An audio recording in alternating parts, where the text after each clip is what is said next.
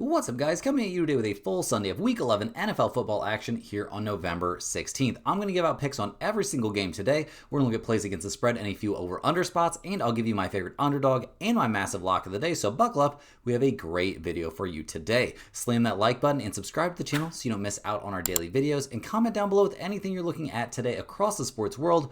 I'm more than happy to get back to you. Check the pinned comment throughout the day to see our favorite picks, and you should definitely check back a couple of times throughout the day to see if there are any changes with injuries and player availability being confirmed. Last week, guys, we had a very solid week, a good week 10 out there. We had the under on the Giants-Chicago Bears game, under 46.5, and the weather was on our side in this one. Despite the Bears doing a lot of scoring there towards the end of the game, we do get the cash there on that nice underplay.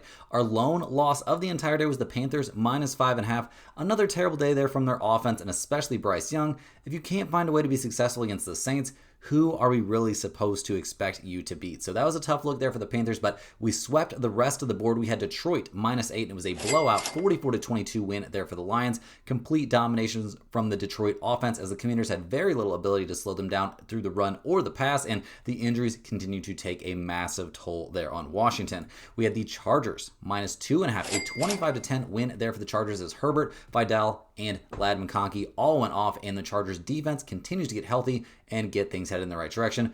That loss definitely made me worry a little bit about what we're going to see from the Steelers the rest of the way, but we'll see. We had Miami plus 9.5 as our dog of the day. It was probably our coolest win of the day, as we had to hold our collective noses and take the Dolphins, getting all these points at home against the Bills. And the Dolphins come out and get us the 30-13 win, a result that never really felt like it was that much in doubt. So a very solid win there on the dog of the day. We also cashed our massive lock of the day there on the Ravens at minus 225 on the money line. Whether you went with the Ravens on the money line or with them against the spread, they overcame a slow start to the game to eventually get the 27-19 win, despite JJ McCarthy looking much better than I would have expected. So a nice 5-1 day. We'll definitely take that. Never going to be complaining about a 5-1 day. So hopefully we can run it back and see something very similar in this one. We've got a nice slate of NFL action to cover, so we're going to go ahead and dive back in. Don't worry, we'll recap everything that went on there on Saturday on the premium side here in just a bit. Let's go ahead and get after it. First up, we're going to be looking at the Washington Commanders as they go on the road in this one to take on those Miami Dolphins. The Commanders come into this Spain game. This is an international game, guys, going to be played in Spain. We'll see what they can do to kind of bring things back. They're 3-7 on the season. Looks like it's going to be Mariota under center for a bit now, or maybe the rest of the year. We'll see what happens, but they're coming off that tough 44-22 loss there against the Lions, and it did not go particularly well. I mean, Mariota was actually fine. 2 touchdowns, no interceptions, sacked a couple times, ran the ball not that effectively. 5 times for 22 yards isn't awful, but all that happening in a 22-44 loss doesn't feel ideal. The offense wasn't necessarily the problem. The problem for them was their defense. They had 0 answer there for Goff. He passed for 320 yards, completing 25 of 33 passes against them and 3 passing touchdowns, and Washington sacked him 0 times. They also could not stop the run there at all, and while this all did happen against Detroit, a very solid team, Washington just really hasn't had much luck no matter who they've faced this season. It's been pretty brutal. They did have that win against the Chargers, but that's by far their best win of the season, and it has not been looking great here down the stretch, losing 5 in a row and really struggling to keep at least their last 4 games competitive at all. So this is looking like a wasted season here for the Commanders. They are taking on an opponent here that looks like they might have a wasted season too, so we'll see what happens. But the injury report for Washington, it's terrible. Obviously, Jaden Daniels is going to be out for this game. Terry McLaurin also confirmed out. Treylon Burks, he's going to be out as well, so missing 2 out of their top 3 wide receivers. That's not great. The offensive line is healthy. On defense, they are kind of healthy. They're missing a lot of guys for the season. Payne is suspended for this game. So, yeah, it's not looking great for Washington. They are not in very good shape for this game. I suppose the good news for the defense would be that they're facing the Miami Dolphins, although we say that, and the Dolphins, they're actually coming off a really good game. They're probably their best game of the season. I guess they did have that 34-10 win against the Falcons, but last week playing at home against the Bills, they get the 30-13 win for us. That one felt really good. Smash that thumbs up button if you enjoyed cashing the Dolphins, getting 9.5 with us last week. That was a nice one. Tua, he was a problem. Once again, always a problem, it feels like. Only passed for 173 yards, 2 touchdowns, sacked 0 times, but still managed to get picked off twice. A huge issue. You got to hold on to the ball. That's how you blow these games. You could have blown this game against the Buffalo Bills if that would have went a little bit worse. The real reason they won this game was A-Chain. He's been amazing this year. 22 carries, 174 yards, and 2 touchdowns in the game. He also caught 6 passes for 51 yards. he is looking like an absolute monster. And he was able to take advantage of a pretty bad Bills rush defense. So we'll see if he can do something similar here against Washington. I do think that's certainly possible. These games, these international games can definitely be weird though. Need to see good stuff from Waddle again. He was fine out there, but man, could Tua just not throw it to the other team? That would be fantastic. Defensively, they had a great day, holding the Bills and Josh Allen to only 13 points, picked Allen off once, sacked him 3 times. They did give up 306 passing yards, but I don't think that's something that Mariota is really capable of. They slowed down but did not stop the run. Maybe that's the bigger concern in this game. Now, looking at the injury report here for the Dolphins, it doesn't look terrible. Honestly, they're fully healthy there on offense. That's a big deal at this point in the season. They could be missing Bradley Chubb, and they could possibly be missing Rasul Douglas there in the secondary, but I mean, 2 questionables on your defense at this point in the season is not a terrible look. So looking at the numbers for this game, guys, the Dolphins are 2.5-point favorites. We've got a total of 47.5 in this one. Washington, 3-7 against the spread, 5-4-1 to the over. Miami, 5-5 against the spread, 6-3-1 to the over. You could take over 47.5 in this game. I think that's fine. I'm not super enthused about it, but I would get why you might lean that way. In terms of a side, I will definitely take the Dolphins here. Now, since it's an international game, a weird situation here, it's probably not going to go in the pinned comment, but I do think A-Chain going to be the difference maker here in this one. All the injuries for the Commanders on both sides of the ball are really starting to pile up. I think we definitely have to fade them in this spot. Next up, guys, our first real normal noon game of the day, we've got the Carolina Panthers heading to Atlanta to take on the Falcons. The Panthers are 5-5 on the season. They've had some nice ups, but they've had a lot of downs too. They really haven't beaten a decent opponent except for that wild 16-13 win there against the Packers. And how good are the Packers? We'll maybe have to wait and see a little bit, but we'll see. We'll see what they can do. A 17-7 loss last week against the Saints is a pretty freaking bad look. Doesn't get a whole lot worse than that. In the loss, we hated what we saw from Bryce Young. Another terrible day from him, only passing for 124 yards, 0 touchdowns, getting picked off once and sacked twice. Didn't do much with his legs either. Dowdle tried to carry the load, but only got 53 yards on his 18 carries. Did find his way into the end zone, but it was certainly not enough. This wide receiver group is also pretty lackluster. So it's not like Bryce Young has a ton of great options there offensively, but he also isn't maximizing what he has either. Defensively, they gave up 17 points, which isn't a bad day, but they made the Saints quarterback situation look okay. That takes a lot. They couldn't stop Kamara there in the running game. They couldn't stop Chris Olave through the air. Just a bad day out there for the Panthers on defense. And over the course of the season, they haven't been that bad. They've been slightly above average, giving up 22.2 points per game, but we'll see what they can do here going on the road. Now, they are facing a Falcons team that they destroyed earlier in the season, so we'll see what happens. The injury report for the Panthers looks great. They're fully healthy on offense. Going to be missing Trevin Wallace there on defense, but other than that, this whole team is rested and ready to go. Now, the Falcons, they come into this game 3-6 on the season, way below the expectations they had coming into the year. They've lost 4 in a row, losing to the 49ers, Dolphins, Patriots, and Colts. They did play an insanely close game there against the Patriots, but their last time out, a 31-25 loss against the Colts. I mean, I guess it was competitive, but I'm not in love with what I'm seeing from Atlanta right now. This was the Berlin game, so kind of a weird situation. Penix was fine. 12 of 28, though, is not great. 177 yards, 1 touchdown, no interceptions, sacked 3 times. Did nothing with his legs, which is, at some point, bro, like, I want to see you run it a little bit. I don't know. But Robinson, Algier, they were both good in the ground game. That's why a big part of the reason this game ended up in overtime, ended up being close, but none of it was enough. The defense looked bad. They did slow down Danny Dimes and pick him off once, but they gave up 244 rushing yards and 3 rushing touchdowns to Jonathan Taylor. He's done that to some teams this season, so I guess I'll give him kind of a little bit of slack, but man, I did not love what I saw from the Atlanta Falcons last week. And coming into this game, I mean, it is a huge revenge spot after a team that shut them out earlier this season, but Drake London is questionable. They're going to be missing at least 1 starting offensive lineman, potentially 2. We'll see if London can come back. Part of the reason he's questionable is an illness. I would assume they'd get him ready to go for this game, but we'll have to wait and see. That's a huge deal if he sits out, and they're going to be missing at least 1 starter there on defense, potentially up to 3. So a lot of bad news there for the Falcons. They're 3.5-point favorites in this game, though. We've got a total of 41.5. The Panthers are 6-4 against the spread. They're 5-5 to the over/under. Atlanta 4-4-1 against the spread.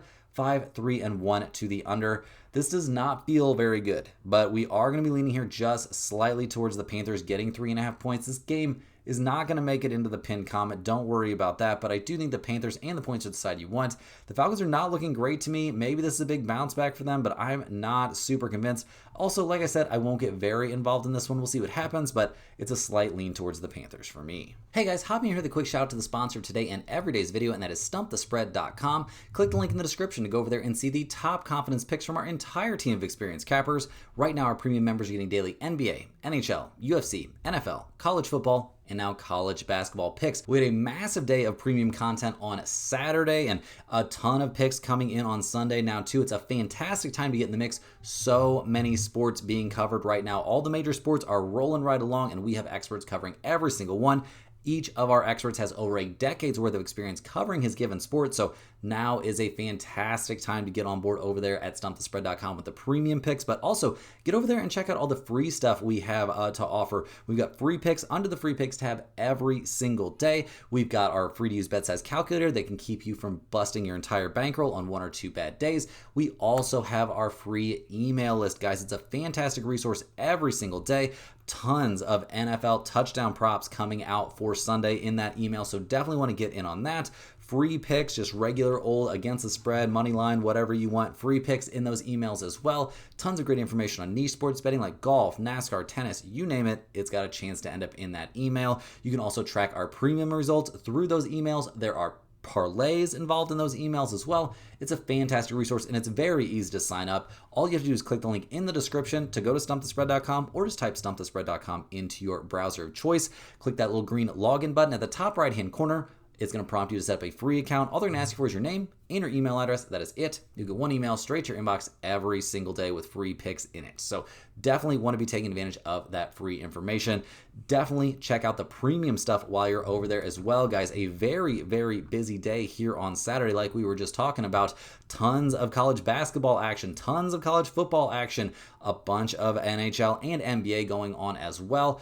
We did break out on Marquette. That was a big disappointment there for Marquette playing at home, but Connecticut, they were looking very, very good. That's probably going to be on there as a win by the time we get done editing this. Georgetown, that was a nice almost full unit play. They came through. Butler +8. They kept that one very competitive.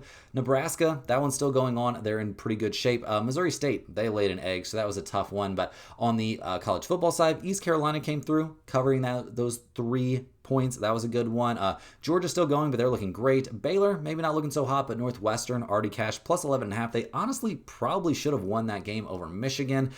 Just a lot of good picks still in there. UNLV still going. USC was disappointing, and a ton of hockey stuff in there. We've also got the Raptors -6.5 there on the NBA side, and Ben Shepherd under 9.5 points. He'd only played 1 minute through part of the third quarter, or maybe only had 1 point. I can't remember which it was, but I checking on that bet. It looked really, really good. The NBA props seem to be back on the roll they were to start the season. So definitely get over there and check out all the premium stuff we offer at StumpTheSpread.com. It's a great resource, guys, and just a crazy amount of work goes into those plays every single day. So appreciate all of our premium members out there. Also, if you're a huge fan of what you're seeing from us here every single day, click that little join button right below the video to sign up for a YouTube channel membership. YouTube channel members get early access to all of our videos, get their name up on screen in every single video, but maybe more importantly, they get access to our members only giveaways. We do a giveaway every single Monday, guys, until we get to 125 channel members. Then we'll start doing 2 giveaways. But right now we're doing a giveaway every single Monday. We put the name of every single YouTube channel member on a big wheel. We spin that wheel live on the video, and whoever it lands on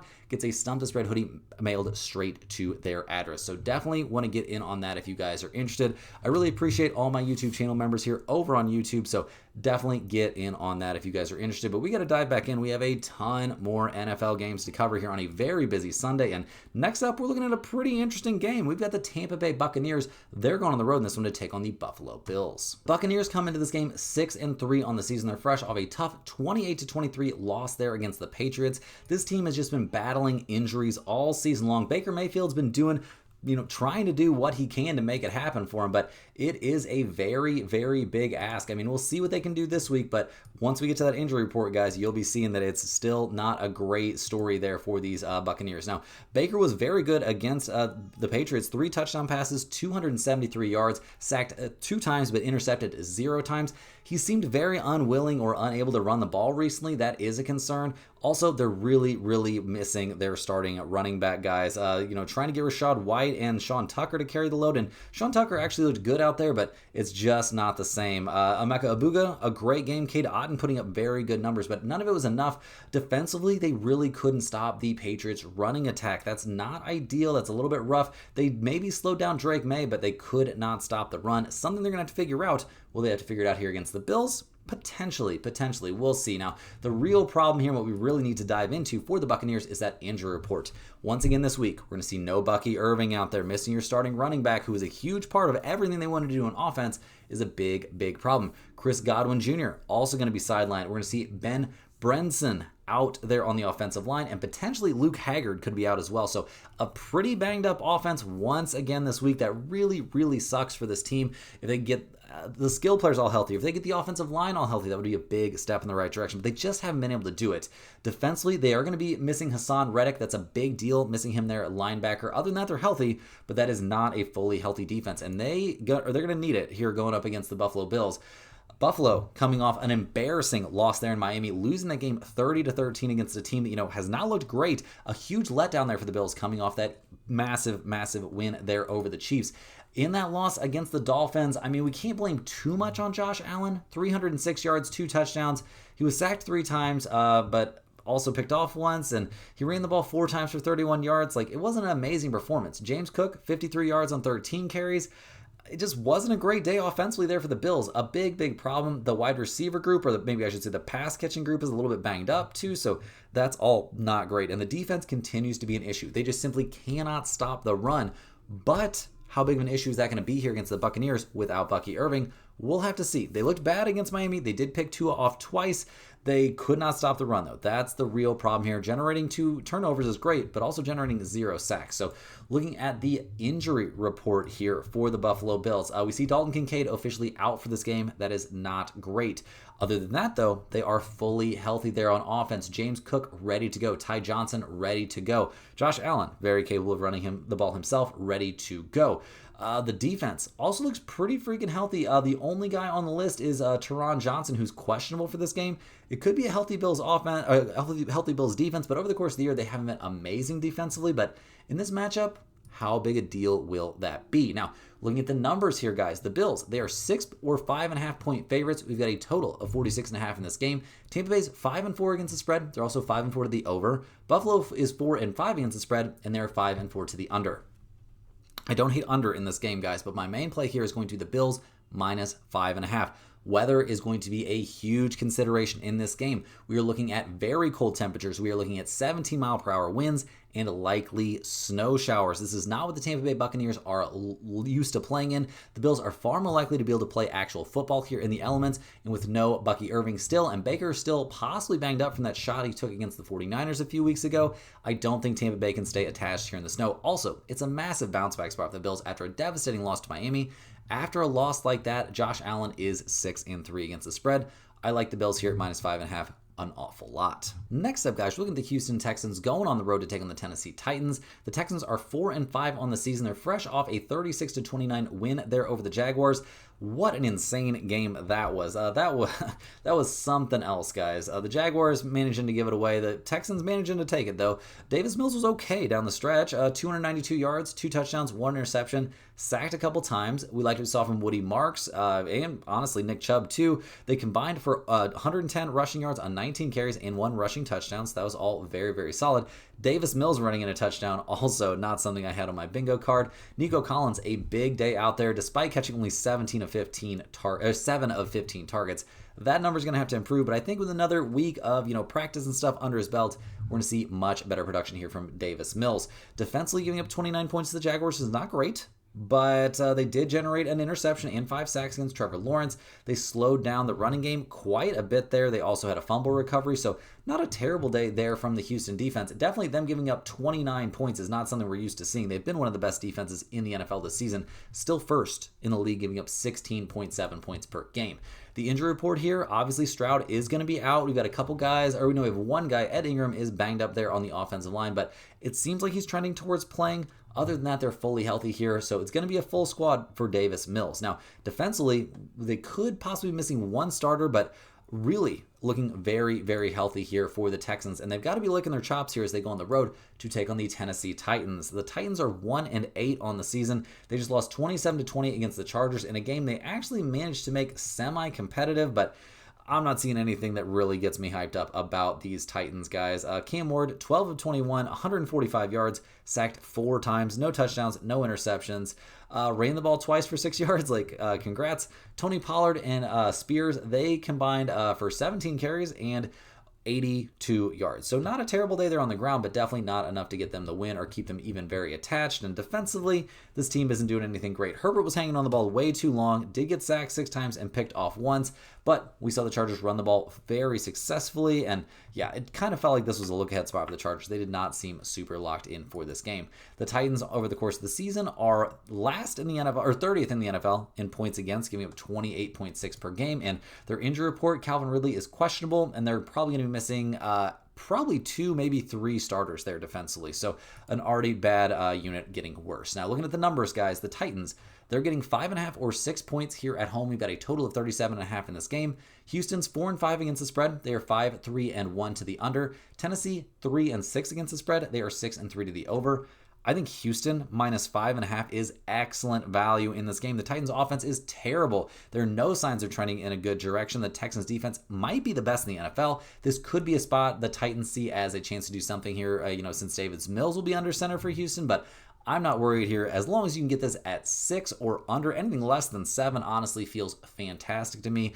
I think the Texans are going to win this one very, very comfortably. This is a spot where I could see them potentially shutting out the Titans. That's how much better this defense is than that Titans offense. Rolling right along, we're looking at the Chicago Bears going on the road to take on the Minnesota Vikings. The Bears are 6-3 on the season. They keep finding a way to make these wins happen. They got the 24-20 win last week against the Giants. Caleb Williams was good. 220 yards, 1 touchdown, sacked 0 times. Swift, though, had a monster day, 13 carries, 80 yards there. Very good work. Caleb Williams ending up with a touchdown on 8 carries for 63 yards. Letting him run around and play make at the end of games is really, really working out. So we'll see if that can keep going that direction. The Bears defense looked okay. Giving up 20 points there against the Giants is not amazing, but it's not terrible. They could not stop Jackson Dart or Tyrone Tracy Jr. from running the ball against them until Dart got knocked out of the game. When Russell Wilson came in, man, that looked terrible. But we'll see. We'll see if the Bears have something decent dialed up there defensively. And this one, obviously, going to be a little bit different opponent here.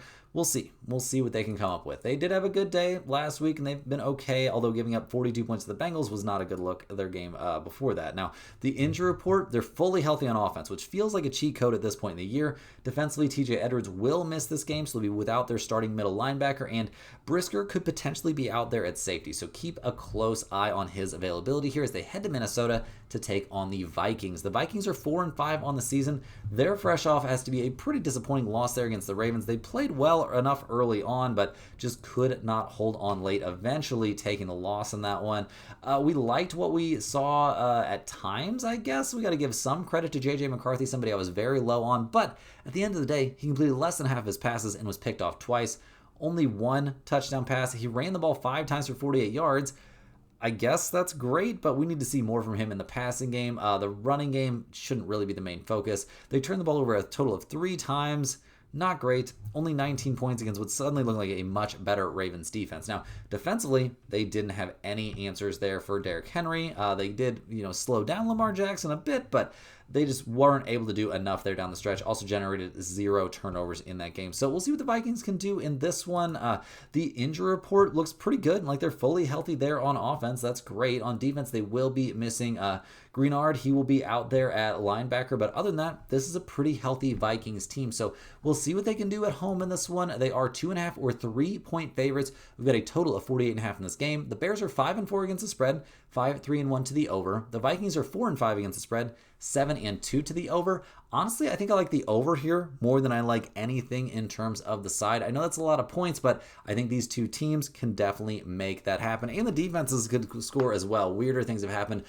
In terms of a side, I lean towards the Vikings here just a little bit at home here as under a field goal favorites, but I hate trying to back J.J. McCarthy in any situation, even with a slight health edge. I can't get excited about this Vikings team against a Bears squad that somehow seems to find ways to win here at the end of the game. So this is mostly a stay away spot for me with a little lean towards the over. Rolling right along, we're looking at the Green Bay Packers going on the road to take on the New York Giants. The Packers are 5-3-1 on the season. They've lost 2 weeks in a row and have not looked good. They took the 16-13 loss against the Panthers, and then at Lambeau Field lost 10-7 against the Eagles. Not a great look. Not a great look at all. Jordan Love, I mean, I don't know. This is supposed to be the next Brett Favre installation or the next Aaron Rodgers installation there in Green Bay, and it's not looking like it right now. 176 yards, 20 of 36, no touchdowns, no interceptions, sacked 3 times. I don't know. It hasn't looked great recently. Josh Jacobs looked good. 21 carries, 74 yards, and a touchdown. That's not an amazing day, though. Nobody really distinguishing themselves in the wide receiver group. We also saw the ball fumbled away twice, so 2 turnovers, and when you force 1 turnover of your own, you're really putting yourself behind the 8 ball, and despite some mistakes there from the Eagles, the Packers still lose this game and only score 7 points. That's pretty wild. They did slow down Jalen Hurts quite a bit. They slowed down but did not completely stop the running game there from the Eagles. I mean, it was a good day defensively, giving up only 10 points. Like, what more can you really ask for your defense? And the Packers defense this year is 7th in the NFL, giving up 19.6 per game, but yeah, not enough for the offense to get the job done. In terms of the injury report here, Matthew Golden is questionable, but other than that, the offense is healthy. On defense, they're fully healthy, but will that be enough? Well, we'll see. It's not like they're playing against a juggernaut here. They're taking on the New York Giants, who are 2-8 on the season. They've lost 4 in a row, switching to a new head coach here, so we'll see how that goes. They're fresh off that 24-20 loss there against the Bears, so we'll see how this one plays out. No Jackson Dart in this game, so we're gonna have Jameis Winston under center in that game against the Bears. Obviously, it doesn't do a whole lot of good to look at what Jackson Dart did or what Russell Wilson did. Wow, has he fallen off a cliff. Tyrone Tracy did a good job moving the ball on the ground. So did Dart. We'll see if Winston is willing to run the ball aggressively or not. We'll see. There's a lot still up in the air here for the Giants. New head coach, new starting quarterback in this game. We're going to get a dead cat bounce situation for the starting, for the new quarterback and the new head coach. We'll see. Defensively, they gave up 24 points, but had no answers for the run, and that could be a big problem here against the Packers, a team that would be more than happy to run the heck out of the ball. Now, looking at the injury report here for the Giants, obviously, like I already said, no Jackson Dart. Darius Slayton also going to be out for this game, so it'll be Jameis Winston under center, and other than that, they're fully healthy on offense, but defensively, they are very banged up. 2 guys doubtful, 1 guy out, a couple guys questionable as well. They could be without as many as 5 starters in this game. That is not a very good look here. Now, they are getting 7 points at home. We've got a total of 41.5 in this game. The Packers, they're 3-6 against the spread. They're 5-4 to the under. The Giants are 5-5 against the spread. They are also 5-5 to the over/under. Some weird things kicking in this game, guys. We've got a weather concern here as well. 15-mile-an-hour winds, 45 degrees, so not that cold, but I think that's enough breeze to impact the passing game and definitely impact the kicking game. And the Packers will be without their kicker in this game, which could be a big deal. Despite all that, guys, I am going to lean a bit towards the Packers in this one. They haven't covered as 7-point favorites this season, so this is going nowhere near the pinned comment, but I do think Green Bay is just so much better there on defense. Surely the offense can find a way to put up, maybe 20 points in this game, especially if the Giants can't stop the run. Potentially, this could be a pretty big day out there for guys like Josh Jacobs. Rolling through these games, we're looking at the Cincinnati Bengals going on the road to take on the Pittsburgh Steelers. The Bengals are 3-6 on the season. Brutal time. It sounds like Joe Burrow is trying to rush and get back as soon as he can, which hats off to him, I suppose. Maybe he could have helped them have a better result than their 47-42 loss last week against the Bears. Now, that wasn't last week. They were actually on a bye last week, so we'll see what they can do if they've got, something of a bounce back in them. See if it makes a big difference here to be after a bye week for Joe Flacco. I mean, he looked amazing. 470 passing yards, 4 touchdowns, 2 interceptions, sacked 3 times in the game. Your offense puts up 42 points. You expect to have a chance to win, but unfortunately, the defense just couldn't do anything. The running game wasn't really the focus here. It was the passing game, and T. Higgins and Jamar Chase both went nuts. I mean, 2 touchdowns there for T. Higgins, 111 yards for Jamar Chase. Chase Brown also caught 8 passes for 75 yards. This team has some dynamic weapons. The problem is they have no defense. They made Caleb Williams and the running game there for the Bears just look unstoppable, giving it 47 points, generating a grand total of 0 turnovers in the game. That is a brutal, brutal defense. So we'll see what the Bengals can do to, try and adjust on that side of the ball. Are they the worst defense? Yeah, they're the worst defense in the NFL this season. Now, looking at the injury report, they're fully healthy on offense. They are going to be missing Trey Hendrickson there on defense, but other than that, they're healthy on defense. We'll see if any of that matters here in Pittsburgh. They're taking on the Steelers, who are 5-4 in the season. They're in a bounce back spot after a bad 25-10 loss there at the Chargers. Now, the Steelers have a long way to go here. I mean, you would think, but they are 5-4 in the AFC North, and that is good for first place with Baltimore having dealt with so many injuries. But Baltimore's schedule is really easy at the end of the year, so we'll see what the Steelers can do here down the stretch. They looked pretty bad against the Chargers, not going to lie. Aaron Rodgers, 2 interceptions, 161 passing yards. Not a good day for him. Sacked 3 times. Jaylen Warren actually looked great in the running game. 14 carries for 70 yards is good. Maybe he should be getting a little bit more action there. We'll see if the offense can head in the right direction. Defensively, giving up 25 points to the Chargers is not a great look. They had no answers for the running attack there of San Diego and of Los Angeles. And yeah, Ladd McConkey also went nuts on them. So a brutal day there for the Steelers across the board. We'll see if they've got a bounce back in them. They are looking very healthy on offense coming into this game. Maybe one questionable offensive lineman, but other than that, they're healthy and ready to go. Defensively, where the Steelers have been bad this year, they're going to be missing 3 starters. They're going to be basically missing their one starting cornerback. They are going to be missing 2 starting linebackers. That's a big problem in this matchup. So looking at the numbers, guys, the Steelers are 5.5-point favorites. We've got a total of 48.5 in this game. The Bengals are 3-6 against the spread, 7-2 to the over. The Steelers 4-5 against the spread, 5-4 to the over. Guys, this is another game where we have to look at the weather. It's going to be 45 degrees, so a little bit cold, but 20-mile-an-hour winds in this one. I'm going to lean just a hair towards the Steelers here at -5.5. Zach Taylor, the Cincinnati coach, is 1-4 against the spread with a rest advantage. The Bengals defense is so bad. Rodgers isn't trying to get it down the field in a big way, so maybe the wind doesn't bother them too much. Cincinnati coming off a bye week should be helpful, but historically it doesn't help them, and neither defense is good at all. The Steelers should be able to run it in this game, and I think that could end up being the difference maker here. Maybe you could take over if the weather wasn't so crazy, but I'm going to lean slightly towards the Steelers, and who knows how involved we'll get with this one. Rolling along here, guys, we've got the Los Angeles Chargers heading to Jacksonville to take on the Jaguars. The Chargers are fresh off that 25-10 win there over the Steelers, so they've got to feel good about that. They got to feel good about being 7-3 on the season. Herbert is playing relatively well. 1 touchdown, no interceptions. Is holding on to the ball too long, though. Getting sacked a lot. 5 times there against the Steelers.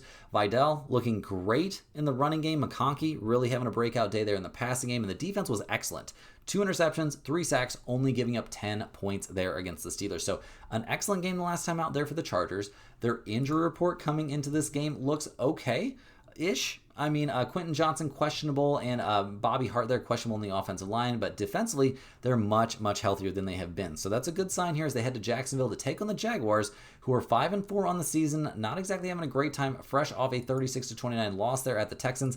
Again, they definitely should have won. Trevor Lawrence, just somebody you never really are excited to back, guys. 1 interception, 5 sacks, 1 touchdown pass, only 158 yards to the air. The running game couldn't get too much going in that game either, and the defense fell apart late big time. So a lot of question marks here for the Jaguars as they head down the stretch. Brian Thomas Jr. is questionable for this game. Hunter Long is out for this game, and Anton Harrison is out there on the offensive line. Defensively, they'll be missing Jordan Lewis, but other than that, they are healthy on defense. The Jaguars are getting 3 points in this game. We've got a total of 43.5. The Chargers, they are 4-5-1 against the spread, 5-5 to the over/under. Jacksonville is 4-5 against the spread, 5-4 to the over. This does not feel fun at all, but we are going to lean a bit towards the Jaguars here getting 3 points. I know all that stuff I just said about the Jaguars sucking and Trevor Lawrence sucking, but this is also a letdown spot for Herbert. It is going to be 78 degrees, 12-mile-an-hour winds. Jacksonville used to playing in the heat there. The Chargers maybe slightly less used to it. We'll see. The Chargers banged up on offense a little bit, but so are the Jaguars. I worry about the defense for Jacksonville, especially versus Herbert, but that weather situation I do think will help a little bit. I think in the second half, the Chargers going to be a little bit wore out. Next up, guys, we got a game that I really like. One of the biggest games of the day. We'll be looking at the Seattle Seahawks heading to Los Angeles to take on the Rams. The Seahawks are 7-2 on the season. They're fresh off a blowout win there against the Arizona Cardinals. Both these teams are 7-2. They're atop a very, very competitive, very competitive NFC West. It's been very, very close. Now, if you look at the Seahawks schedule, they have played a lot of weak teams, and the Cardinals are no exception. Sam Darnold really didn't do that much in the win. Despite Seattle putting up 44 points, he completed 10 out of 12 passes for 178 yards, 1 touchdown, 1 interception, and was sacked once. The real impetus behind this win was Charbonnet and Kenneth Walker going nuts there in the running game, and the defense playing really, really well. That being said, they did give up 2 touchdown passes to Jacoby Brissett, but they also sacked him 5 times and generated a couple turnovers that way. So a good day for Seattle, but let's keep in mind who they did it against. Now, the injury report for the Seahawks, they're fully healthy on offense and basically fully healthy on defense. They are missing some guys for the season, but they're in pretty good shape. Now, they're heading to LA to take on the Rams. They are fresh off a 42-26 beatdown at San Francisco, taking down the 49ers. So that was a pretty good game. Stafford continues to go absolutely nuts. 4 touchdown passes, 280 yards through the air. Kyron Williams and Blake Corum both looking fantastic there in the running game. That's a big concern for Seattle in this one. And Devontae Adams and Puka Nacua, not a lot of teams can boast a better 1-2 punch at wide receiver than that. Defensively, they did give up 26 points to the 49ers. Letting Mac Jones pass for 319 yards is not great, but they had an interception. They slowed down Christian McCaffrey, which I'm sure was the main thing to do. And, they do make it happen there. So we'll see what they can do here against the Seahawks. Now, the Rams, Devontae Adams is questionable for this game. That is something to keep an eye on, dealing with that oblique issue. He did practice on Thursday and Friday, but was limited, so I do think he's trending towards playing, and defensively, they're basically fully healthy. So looking at the numbers here, the Rams are 3-point favorites. We've got a total of 48.5 here. Seattle, they're 7-2 against the spread, 6-3 to the over. The Rams, 7-2 against the spread, 5-4 to the under. Guys, I'll definitely take the Rams here at -3. Seattle's been dominating their matchups against bad teams. When you look back, their best win of the season was against the Steelers all the way back in week 2. The Rams have been playing great. They should be 8-1 if it wasn't for a fluky loss to the Eagles on a blocked field goal. The Seattle defense is going to struggle, and I'm more than happy to fade Sam Darnold in this spot playing on the road. Get on this early before it gets to 3.5. McVay versus Seattle has been awesome. 12-5 against the spread versus Seattle, and since 2019, he's 11-2 against the spread. Next on the docket, guys, we're looking at another NFC West showdown. We've got the San Francisco 49ers taking on the Arizona Cardinals. Now, the 49ers come into this game fresh off a blowout loss there against the Rams, but the good news is they're finally getting healthy. No more Mac Jones under center for them. No more banged up wide receiver group either. They're going to be ready to go. Not that Mac Jones looked bad last week against the Rams necessarily, and the offense in general looked good, but the defense really, really struggled. So getting healthy on that side of the ball is going to be a big deal as well. Looking at the injury report here, Brock Purdy ready to go. Ricky Pearsall ready to go. The defense also looking very, very healthy. I know they're missing some guys for the season, but they're also getting some guys back. So this is got to be feeling really, really good right now for the 49ers. Now, the Cardinals, on the other hand, they're 3-6 on the season. They just got obliterated there by the Seahawks in Jacoby Brissett's first game there under center as kind of the designated starter. And he completed 22 of 44 passes, 2 touchdowns, no interceptions, sacked 5 times. The running game did get some stuff done, but they got blown out in this one. And the defense looked horrendous, just so bad. So, I mean, they gave 44 points, and they haven't been a good defense this season overall. 19th in the NFL and not getting better. And the injury report is a huge problem. Marvin Harrison Jr. out with appendicitis. Bam Knight questionable. One out, one questionable there on the offensive line, and could be missing at least 2 starters there on defense. So it's a very, very banged up Cardinals team. And looking at the numbers, they're getting 3 points. We've got a total of 48.5. The 49ers are 5-5 against the spread, 6-3-1 to the over. Arizona is 5-4 against the spread, 5-4 to the over. Maybe you could talk me into over 48.5 in this game, but I definitely like the 49ers here a lot, guys. I think this is a great spot for them, despite playing on the road. The Cardinals are very banged up on offense, and defense isn't all that much better.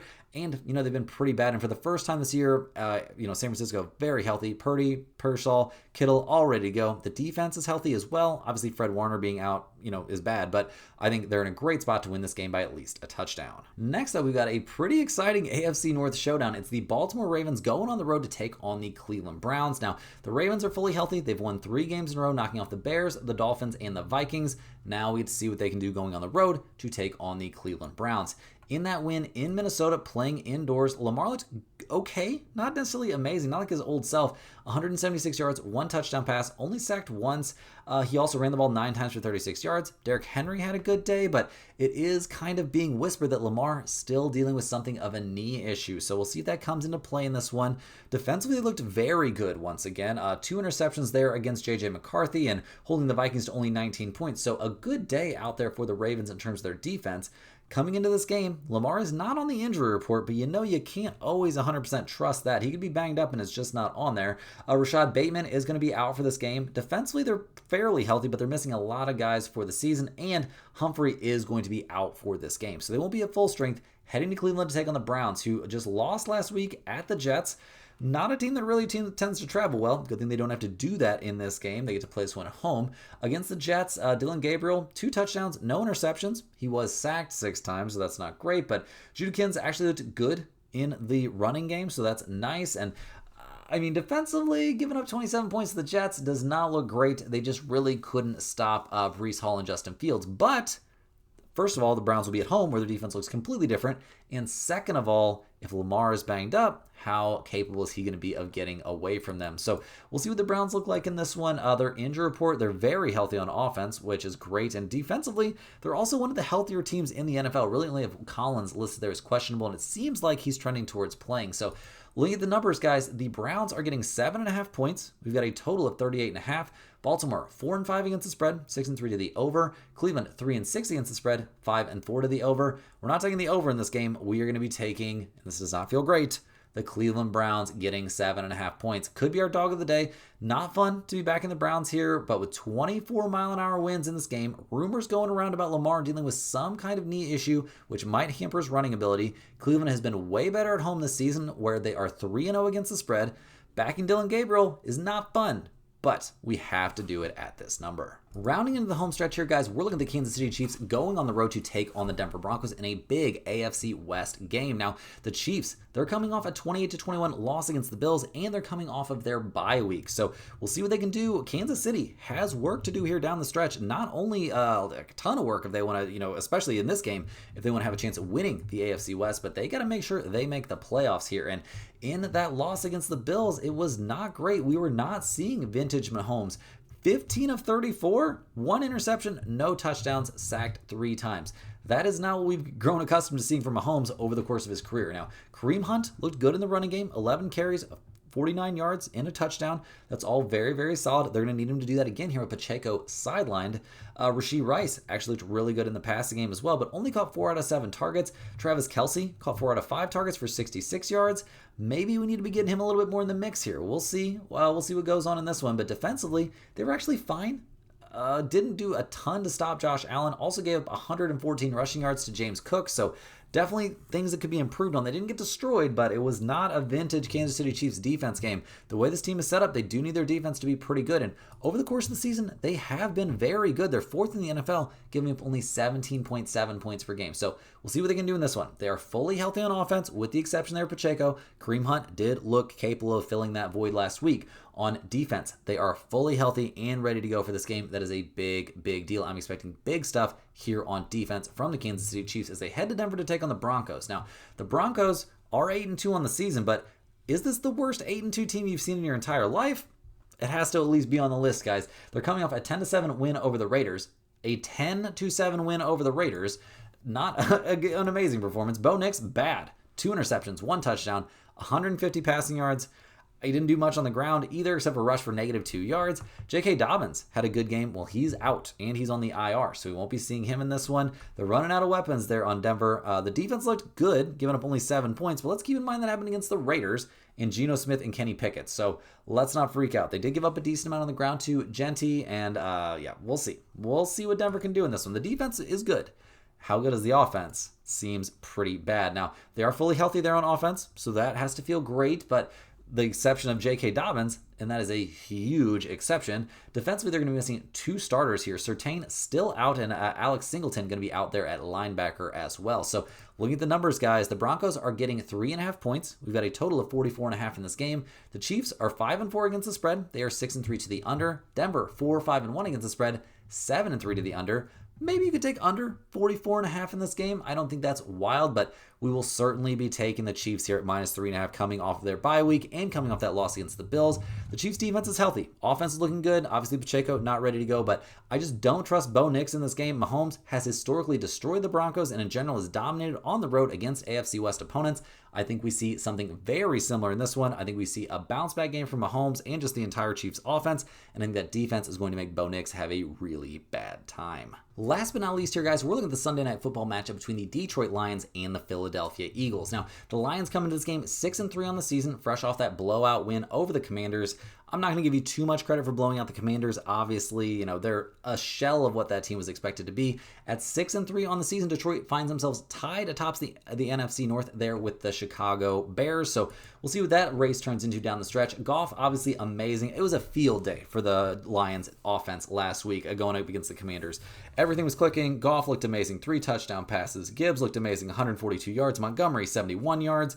Jameson Williams, Amon-Ra St. Brown. Everybody having a good time there for the Lions. And defensively, they were good too, giving up only 22 points. They did give up a couple passing touchdowns there to Mariota and to 213 yards through the air, but overall, they kept the game out of reach. They played really, really well. This week could be a little bit different, and they're banged up. Brock Wright, questionable there at tight end. Taylor Decker, questionable there at left tackle. And Sewell, questionable there at right tackle. So banged up on offense for sure. We'll see how healthy they are by game time, but defense is also a problem. Going to be missing at least 2 starters there, missing 2 guys in the secondary. Maybe that's what you would wish for against the Eagles. We'll see. Could be missing 3 members of their secondary. Missing 3 starters on offense, missing 3 starters on defense is a huge, huge problem as they take on the Philadelphia Eagles. They come into this game winners of 3 in a row. Their last one was not pretty, winning 10-7 there at the Packers, but they do come away with the win. And obviously, they'll take it. Jalen Hurts, 1 touchdown, no interceptions, no sacks. 183 yards to the air, ran for 27 yards as well. Saquon, another kind of middling day there, 22 carries, 60 yards, but was useful for sure. Also caught 3 passes for 41 yards. Devonta Smith doing good. A.J. Brown not getting the targets he feels like he deserves. Fair enough. We'll see if that changes at all in this game. But they do get the win despite putting up only 10 points because the defense is amazing there for the Eagles. They're very healthy and they dominated Jordan Love's. Josh Jacobs did get a little bit of something going there on the ground game, but nothing too major. And giving up only 7 points to anyone in an NFL game is nuts.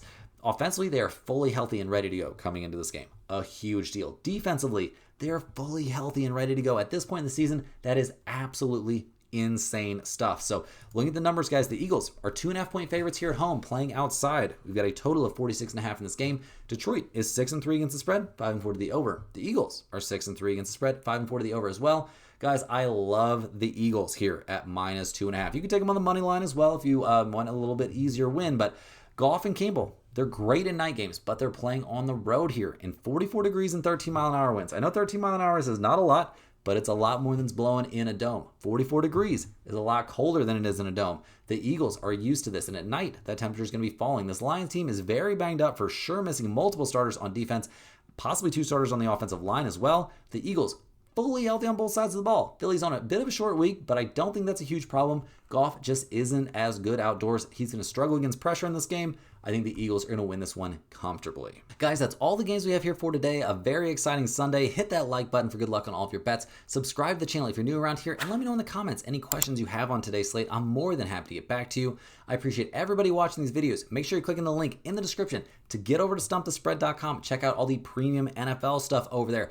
Though I'm not the premium NFL handicapper, over there at Stump the Spread, we have an expert with over a decade worth of experience covering the NFL. Check out all the stuff he's got to say. Check out the free picks over there at stumpthespread.com as well.